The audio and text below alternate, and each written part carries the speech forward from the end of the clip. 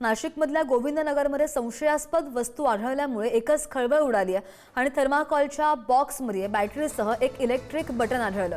Police आणि बॉम्बशोधक पथकाकडून या संदर्भातली तपासणी सुरू आहे। या तपासणीमध्ये वाढदिवसामध्ये फोडले जाणारे रंगीबेरंगी फटाके आढळलेले आहेत आणि पोलिसांच्या तपासणीनंतर नागरिकांनी सुटकेचा निश्वास सोडलाय। इलेक्ट्रिक वस्तू असल्यामुळे बॉम्ब बसल्याची भीती सगळ्यांना सतावत होती।